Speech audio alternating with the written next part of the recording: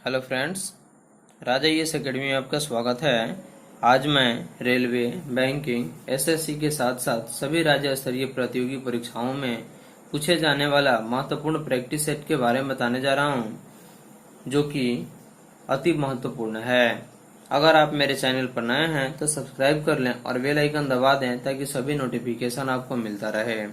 तो चलिए, आज का पहला प्रश्न है, हृदय धड़कन का नियंत्रण कौन करता है? तो हृदय धड़कन का मनुष्य के हृदय के धड़कन का नियंत्रण कौन करता है? तो इसका सही आंसर हो जाएगा मेडुला ऑब्लांगेटा। अगला प्रश्न है, किसका रैखिक प्रसार गुणांक सबसे अधिक होता है? तो किसका रैखिक प्रसार गुणांक सबसे अधिक होता है? तो इसका सही आंसर हो जाएगा सोना का। अगला प्रश्न है, भूपर्पटी में सबसे अधिक मात्रा में पाए जाने वाला तत्व कौन है? तो भूपर्पटी में सबसे अधिक मात्रा में पाए जाने वाला जो तत्व है वह कौन है? तो इसका सही आंसर हो जाएगा ऑक्सीजन। अगला प्रश्न है, भारत की कम्युनिस्ट पार्टी का प्रतीक चिन्ह क्या है? तो भारत की कम्युनिस्ट पार्टी के प्रतीक चिन्ह क्या है? तो इसका सही आंसर हो जाएगा मक्के और हंसिया।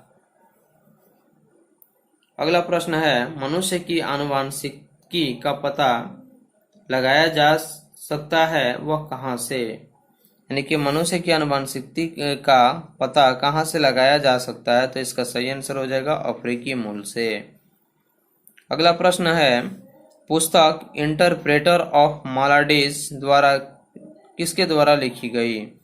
तो पुस्तक जो इंटरप्रेटर ऑफ मालाडीज जो लिखी गई वह किसके द्वारा लिखी गई? तो इसका सही आंसर हो जाएगा झुम्पा लाहिड़ी। अगला प्रश्न है, थाल घाट और घाट किस तट पर स्थित है? तो इसका सही आंसर हो जाएगा कोंकण तट पर। अगला प्रश्न है, भारत का प्रथम ग्रीन बजट पेश करने वाला राज्य कौन है? तो भारत का प्रथम ग्रीन बजट पेश करने वाला राज्य कौन है? तो इसका सही आंसर हो जाएगा तमिलनाडु। अगला प्रश्न है, संविधान के प्रथम अनुच्छेद के अनुसार भारत क्या है? तो संविधान के प्रथम अनुच्छेद के अनुसार भारत क्या है? यह राज्यों का यूनियन यानी कि राज्यों का संघ है। अगला प्रश्न है, नागरिकता प्राप्त करने के लिए शर्तें निर्धारित करने वाला सक्षम निकाय कौन सा है? तो नागरिकता प्राप्त करने के लिए शर्तें जो निर्धारित की गई है उसको सक्षम निकाय कौन सा है? तो इसका सही आंसर हो जाएगा संसद, क्योंकि कानून बनाने का अधिकार जो है वह संसद को ही है। अगला प्रश्न है, एक संशोधन द्वारा समावेशित भारतीय संविधान का अनुच्छेद 243 किस विषय से संबंधित है? तो एक संशोधन द्वारा समावेशित भारतीय संविधान का अनुच्छेद जो है 243 वह किस विषय से संबंधित है? तो इसका सही आंसर हो जाएगा पंचायती राज व्यवस्था। अगला प्रश्न है, सामदेव गाने वाले विशेषज्ञ को क्या कहा जाता है? तो सामदेव गाए जाने वाले जो विशेषज्ञ होते हैं उन विशेषज्ञों को क्या कहा जाता है? इसका सही आंसर हो जाएगा उद्गाता। अगला प्रश्न है, किस शासक के सिक्के पर अश्वमेघ पराक्रम लिखा मिला है? तो किस शासक के सिक्के पर अश्वमेघ पराक्रम लिखा मिला है? तो इसका सही आंसर हो जाएगा समुद्रगुप्त। अगला प्रश्न है, किस चार्टर एक्ट द्वारा कंपनी का व्यापारिक एकाधिकार समाप्त किया गया? तो किस चार्टर एक्ट के द्वारा कंपनी का व्यापारिक जो अधिकार था उसको समाप्त किया गया? तो इसका सही आंसर हो जाएगा चार्टर एक्ट 1813। अगला प्रश्न है, रॉलेट एक्ट के संबंध में किसने कहा था कि इस एक्ट में अपील, वकील और दलील की व्यवस्था का अंत कर दिया गया?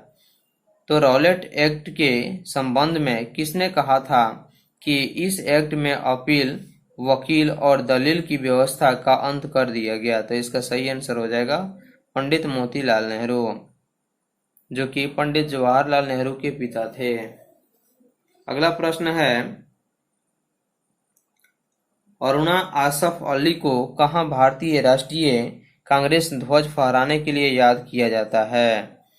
तो अरुणा आसफ अली को कहाँ भारतीय राष्ट्रीय कांग्रेस ध्वज फहराने के लिए याद किया जाता है? तो इसका सही आंसर हो जाएगा भारत छोड़ो आंदोलन के दौरान। अगला प्रश्न है, सिकंदर लोदी ने बिहार का अभियान किस वर्ष किया था? तो सिकंदर लोदी शासक जो था वह बिहार पर अभियान किस वर्ष किया था? तो इसका सही आंसर हो जाएगा 1504 में।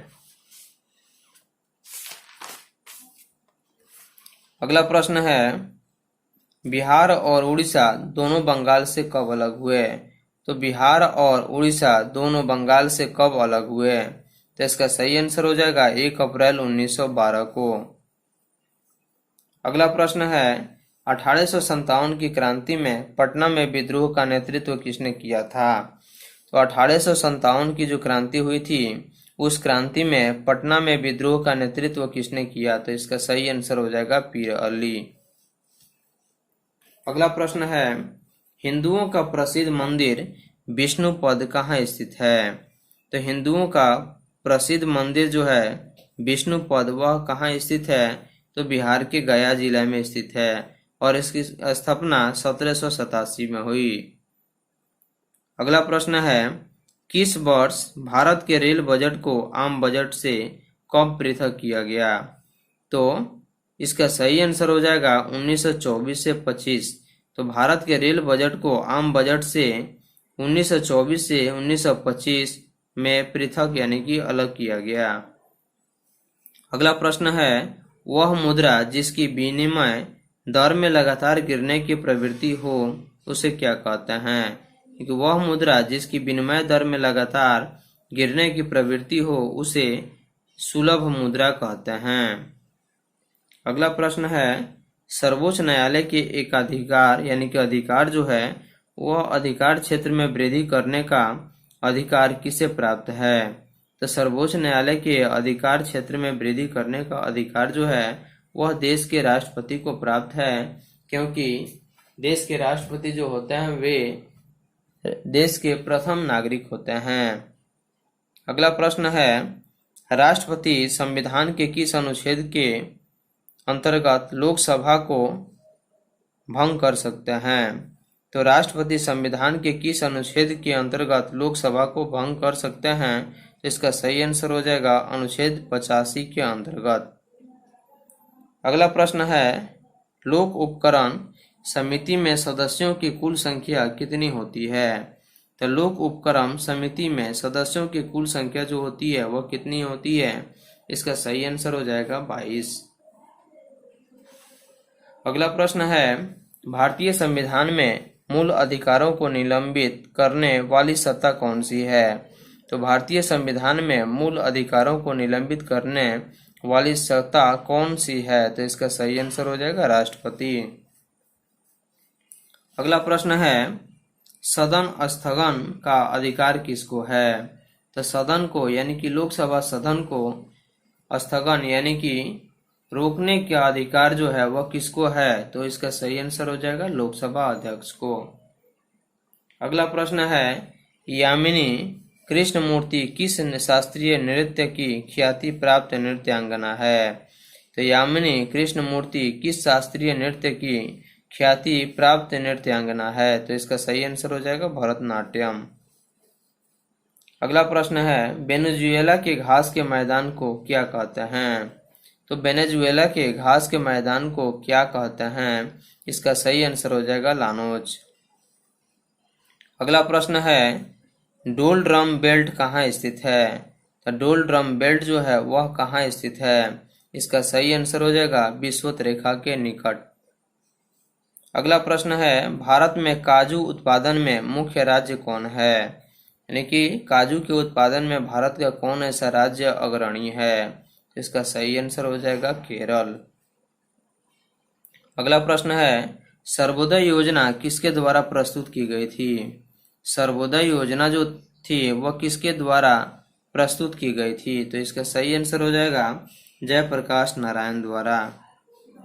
अगला प्रश्न है, अमाल गुजार किसका राजस्व अधिकारी था? तो अमाल गुजार जो था वह किसका राजस्व अधिकारी था? तो इसका सही आंसर हो जाएगा सरकार का। अगला प्रश्न है, गज ए सिकंदरी की शुरुआत किसने की थी? तो गज ए सिकंदरी की शुरुआत किसने की थी? इसका सही आंसर हो जाएगा सिकंदर लोदी।